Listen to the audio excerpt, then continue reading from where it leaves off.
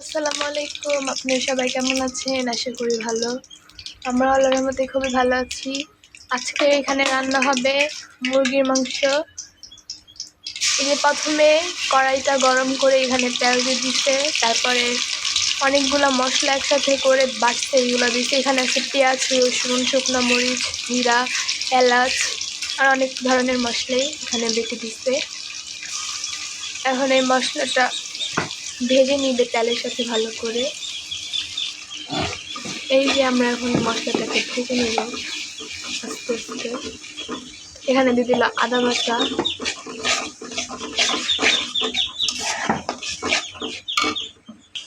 এখন আমরা দিব এটার ভিতরে লবণ, তারপরে দিব এখানে মরিচের গুঁড়া কালার হওয়ার জন্য আর ঝালের জন্য।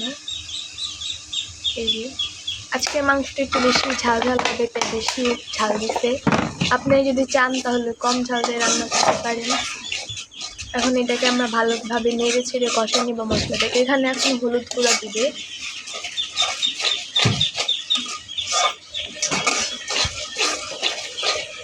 এই দেখেন কত সুন্দর একটা কালার চলে আসছে। আমরা দিয়ে দিব হলুদ গুঁড়া। এই যে ভালো করে নেড়ে ছেড়ে কষে নিতে হবে। আপনি চাইলে এখানে কষানোর জন্য একটু পানি দিয়েও কষাতে পারেন মশলাটা। এখন আমরা পানি দিয়ে মশলাটা কষিয়ে নিব।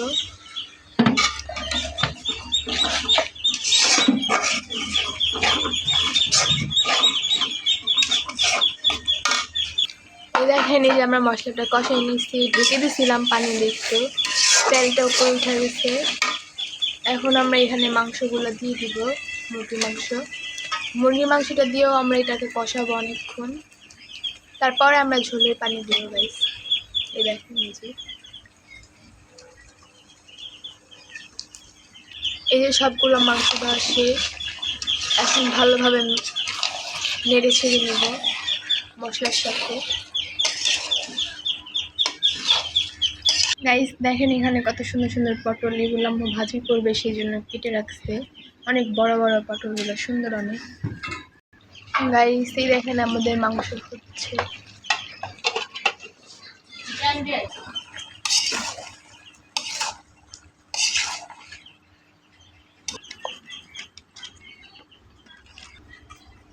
সো গাইস এই দেখেন আমাদের মুরগির মাংস ধরতে গেলে কষানো হয়ে গেছে।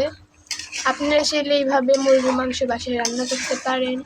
ভিডিওটা কেমন লাগলো সবাই কমেন্টে জানিয়ে যাবেন। যারা নতুন তারা লাইক করবেন। বাই বাই, আল্লাহ হাফেজ।